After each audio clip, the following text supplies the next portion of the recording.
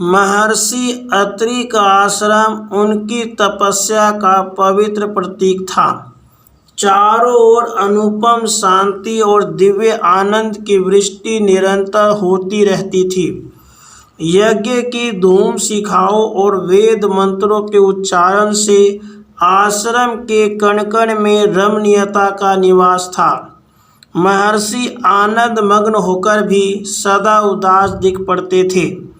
उनकी उदासी का एकमात्र कारण थी अपाला। वह उनकी स्नेह सिक्ता कन्या थी। चर्म रोग से उसका शरीर बिगड़ गया था। श्वेत कुष्ठ के दागों से उसकी अंग कांति मलान दिखती थी। पति ने इसी रोग के कारण उसे अपने आश्रम से निकाल दिया था। वह बहुत समय से अपने पिता के ही आश्रम में रहकर समय काट रही थी। दिन प्रतिदिन उसका यौवन गलता जा रहा था। महर्षि अत्रि के अनन्य स्नेह से उसकी प्राण की दीप शिखा प्रकाशित थी। चर्म रोग की निवृत्ति के लिए अपाला ने इंद्र की शरण ली। वह बड़ी निष्ठा से उनकी उपासना में लग गई। वह जानती थी कि इंद्र सोमव्रत से प्रसन्न होते हैं।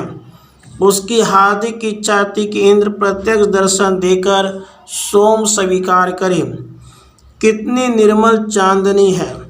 चंद्रमा ऐसा लगता है मानो उसने अभी अभी अमृत सागर में स्नान किया है या कामधेनु के दूध से ऋषियों ने उसका अभिषेक किया है। सरोवर में स्नान कर अपाला ने जल से भरा कलश कंधे पर रख लिया। वह प्रसन्न थी। रात ने अभी पहले पहर में ही प्रवेश किया था। वह आश्रम की ओर चली आ रही थी।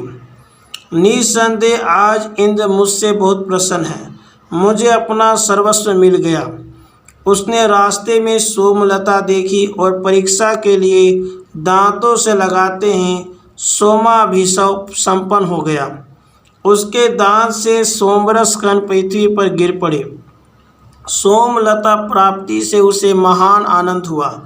उसकी तपस्या सोमलता के रूप में मूर्तिमती हो उठी। अपाला ने रास्ते में एक दिव्य पुरुष का दर्शन किया।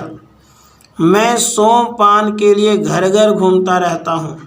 आज इस समय तुम्हारी सोमाभिषेक क्रिया से मैं अपने आप चला आया। दिव्य स्वर्ण रथ से उतरकर इंद्र ने अपना परिचय दिया। देवराज ने सोमपान किया। उन्होंने तृप्ति के स्वर में वरदान मांगने की प्रेरणा दी।